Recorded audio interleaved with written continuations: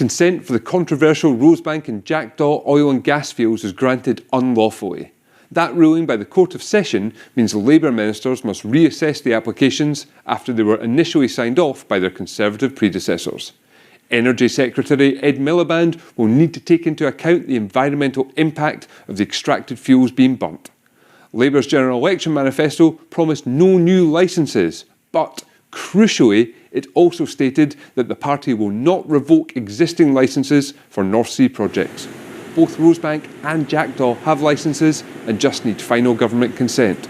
So, is it a case of drill baby drill, as the US President would say? I asked Scottish Labour leader Anas Sarwar. So my understanding is that there are still further potential court proceedings here, which is what Ed Miliband is referencing. But if we are going to get the transition we need, then we've got to make sure we're supporting the existing workforce. We've got to make sure we're giving them the skills they need for the workforce of the future. And we've got to make sure we are delivering energy security. And that means ensuring that oil and gas plays a significant role for decades to come. But it also means matching our clean energy revolution. So yes to this plan, given it was already going as things stood before this court? We had a position that we would respect all existing licences. That was the position we took going into the election. That's the position I would imagine the government would take. This is an existing licence, so this is a decision that the Environment Secretary's got to take based on what's happening in the courts. Well, Greenpeace and Uplift, who brought the case to court, say it's a historic victory. But the companies involved say their projects are vital for UK energy security and they should be allowed to proceed. Around 85% or more of the environmental impact of an oil and gas project comes from burning the oil and gas. And until you measure it, there is absolutely no way you can assess that impact. When the government does measure that, or measures as best they can, there is no way that those emissions are compatible with the climate targets that the government has signed up to, both domestically and internationally. Realistically, there's absolutely no way that these projects can go ahead. Two North Sea projects have the opportunity to progress from a development works perspective whilst they undergo a review of their environmental impact assessments. So industry is very committed to seeing a robust outcome that's delivered at pace, that delivers clarity to stakeholders, allowing for future investment, but also ensuring that we maintain that environmental responsibilities that we pride ourselves upon. To debate the court ruling and the future of the fields, I brought together two MSPs on opposite sides of the issue, Mark Ruskell from the Scottish Greens and the Scottish Conservative, Douglas Lumsden. Mark Ruskell, what did you make of the court ruling this morning?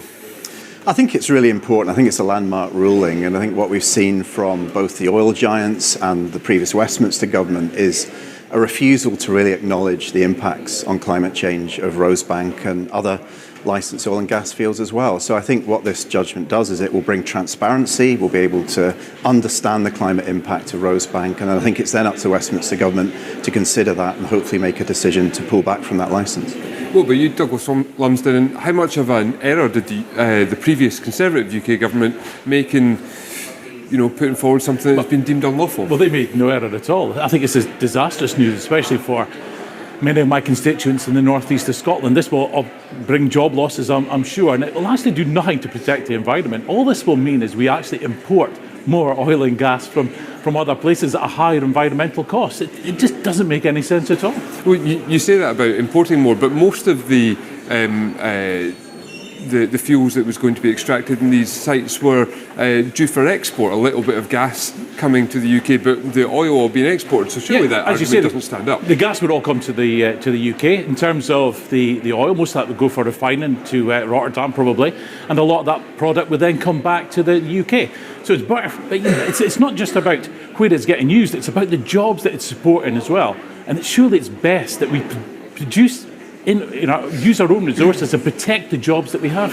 Mark Ruskell, is that not a point, though, both about energy security and indeed the jobs that could be at risk? Well, 80% of our oil gets exported and it's lost in international markets. It doesn't necessarily come back to Scotland. But the reality is that in the North East, what we've seen in the North Sea over the last 10 years is the jobs being halved, so huge job losses that have happened.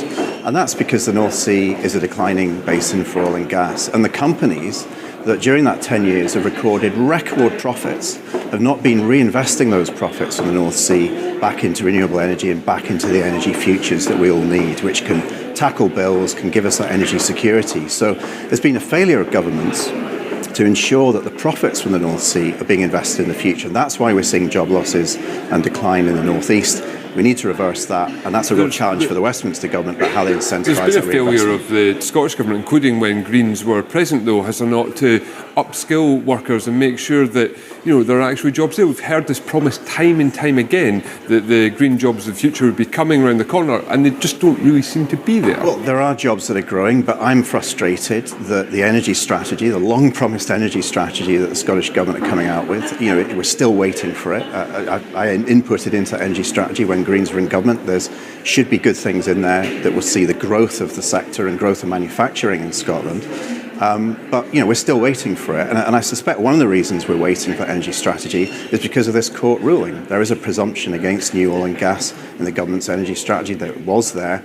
I suspect today the court ruling that we've seen will now enable the Scottish Government to move forward and actually describe what they're going to do to create future jobs rather than to just sit there and let an industry decline, which is what we've seen over the last 10 years. And is that not an area that should be looked at by parties across the board, not just looking at industries that are in decline, but have the Conservatives in and out of government done enough to think about jobs of the future? Yeah, well, absolutely it's about jobs for the future, but we need to protect the jobs that we have just now. And I think myself and Mark both agree on one thing, and that's the energy strategy that's long overdue by this Scottish Government needs to be brought forward, but it needs to remove the presumption against oil and gas. Because as long as we need oil and gas, it's best for our economy, best for our jobs, that we produce it ourselves. Okay, and I suspect I know what the answer will be from each of you, but starting with you, Douglas Wamsden, this decision is obviously now in the hands of Ed Miliband, the new net zero secretary in the UK government. What do you think he should do now he's got to go back and make another call on this? Yeah, well, part of the problem today is that Labour, refused to actually contest this court case.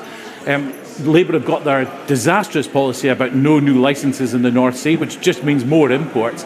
They need to look at that again, because this is about people's livelihoods, it's about people's jobs, and it's about our economy. How can we have growth when we're actually turning off the taps to the North Sea oil and gas industry? Mark Ruskell, just briefly, what should Ed Miliband do now?